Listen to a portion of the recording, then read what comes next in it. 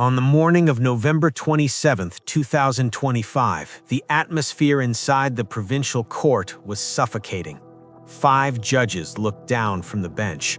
Before them stood Brenda, 39, a woman whose mundane appearance belied a series of crimes so cold-blooded they sent shockwaves through the nation. Brenda was not a stranger to her victims. She was a wife, an aunt, and a sister. Yet she stood accused of turning her own home into a killing field, using a weapon as silent as it was deadly: cyanide. The tragedy began not with murder, but with financial desperation. In 2022, Brenda's husband, Thomas, fell into a spiral of online gambling debt. Overwhelmed and claiming she initially wanted to commit suicide, Brenda turned to Facebook. In a terrifying commentary on the lack of online regulation, she easily purchased 1 kilogram of cyanide for just 1 million VND, $40. The poison arrived in a white plastic bottle with a red cap. Instead of ending her own life, Brenda hid the bottle beneath the bathroom sink. It sat there, a dormant monster waiting for a trigger. As domestic conflicts arose, the poison ceased to be an exit strategy for Brenda and became a tool for problem solving. The prosecution laid out a timeline of 4 separate poisonings between January 2023 and June 2024, revealing a pattern of escalating cruelty. The husband, Thomas, January 2023. Knowing Thomas took daily medication for stomach pain and blood pressure, Brenda executed her first calculated betrayal. She emptied one of his capsules, refilled it with cyanide, and resealed it. Thomas took the pill, unaware that his wife had handed him his death sentence. He suffered for months, treated for mysterious symptoms including limb numbness and hypertension, before finally succumbing in October 2023. The 6-year-old niece, Daisy, January 2024. If the husband's murder could be twistedly rationalized by debt, the second murder revealed Brenda's true monstrosity. Following an argument with her younger sister, Brenda decided to exact revenge on the sister's child. During a solemn prayer gathering for her recently deceased father, Brenda dissolved cyanide into an Aquafina bottle and handed it to her 6-year-old niece, Daisy. The child collapsed in the bathroom. Feigning ignorance, Brenda alerted the family. Little Daisy died the next day. The 12-year-old nephew, Nathan, May 2024. Months later, a conflict with her sister-in-law, Nathan's mother, sealed the fate of another child. Seeing her 12-year-old nephew, Nathan, playing games on a hammock, she offered him a poisoned water bottle. When the boy complained, "Why is it so bitter, Auntie?" Brenda chilledly urged him to keep drinking. He died a day later. The survivor, Tyler, June 2024. Brenda's spree ended only because her final victim survived. Feuding again with her sister-in-law, Nathan's mother, she targeted her 18-year-old nephew, Tyler. Noticing his acne, she offered him liver detox pills, capsules she had manually filled with poison. Tyler collapsed but was rushed to the hospital in time. Doctors found a lethal concentration of cyanide in his stomach. He survived with 24% bodily injury, but his survival was the key that unlocked the dark secrets of the household. In court, Brenda confessed to all charges. She admitted that petty grievances, arguments over money, minor family slights drove her to the cabinet under the sink. The banality of her motives stood in stark contrast to the devastation she caused. The prosecution was unyielding. They argued that Brenda's actions were not impulsive, but methodical. She utilized her knowledge of her family's habits and health issues to weaponize their trust. She had killed 3 people and permanently scarred a 4th. Despite the defense attorney asking for leniency based on her confession, the weight of the crimes was too great. The verdict, the ultimate punishment, was delivered. For the crime of murder, Brenda was sentenced to death. For illegal storage and use of poison, she received an additional 15 years. The final judgment was a foregone conclusion: the death penalty. The case of Brenda is a harrowing study of disproportionate retribution. It exposes a psychological break where a human life became less valuable than the satisfaction of a petty grudge. Furthermore, it highlights a dangerous societal loophole: the accessibility of lethal chemicals. That a housewife could procure industrial-grade poison on social media as easily as buying groceries is a systemic failure that facilitated this tragedy. In the end, Brenda claimed she bought the poison to escape her own misery. Instead, she forced that misery upon her family, leaving an empty chair at the dinner table and a community shattered by betrayal.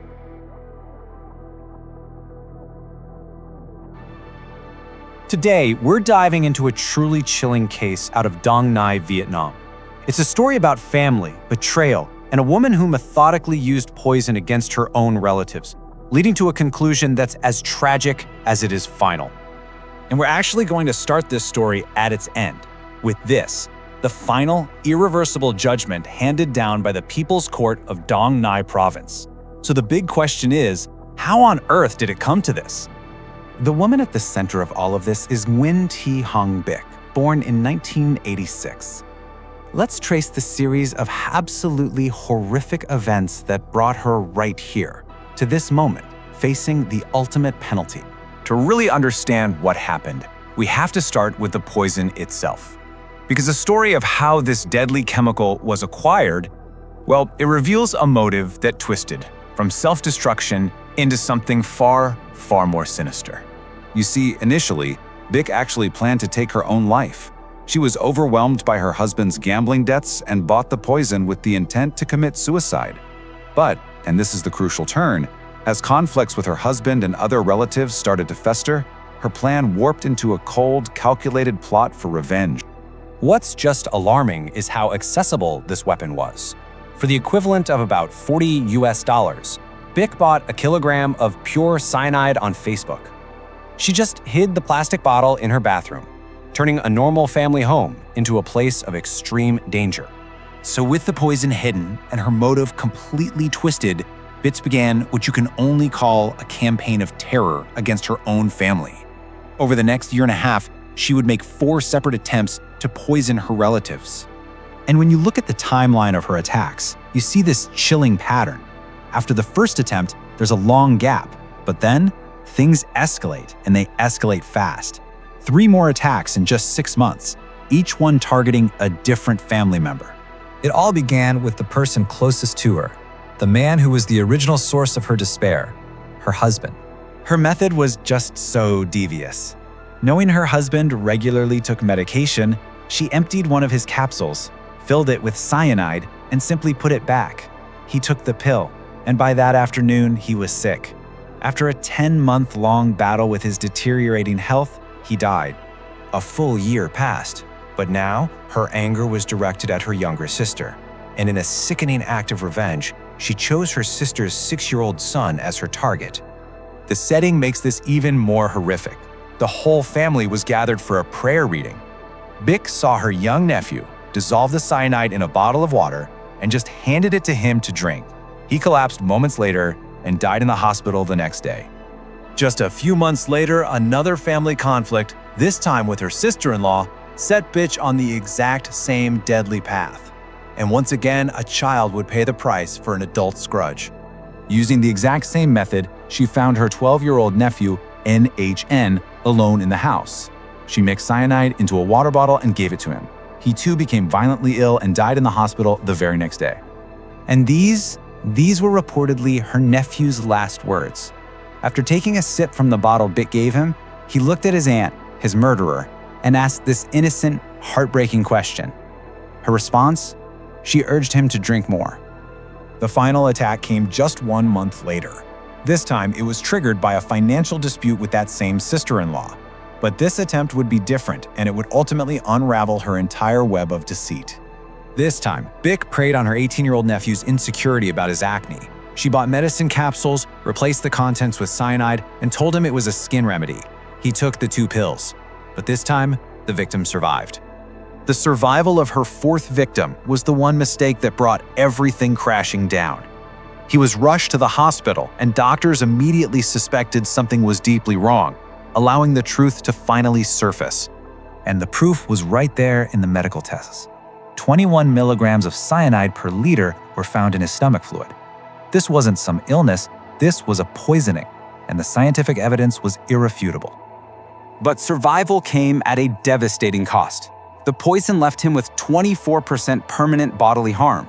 He lived, but that physical damage is a lifelong reminder of his own aunt's betrayal. With concrete evidence and a confession in hand, the case moved to the courtroom. And this, of course, brings us full circle, right back to the verdict from the very beginning. The prosecution filed charges under multiple articles of the Penal Code.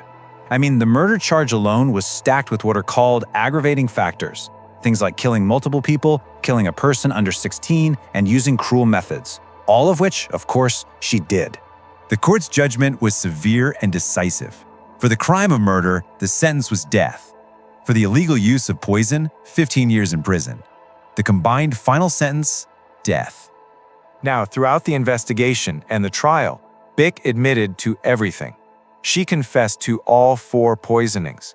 And yet, despite accepting the facts of her horrific actions, she still stood before the court and asked for a lighter sentence.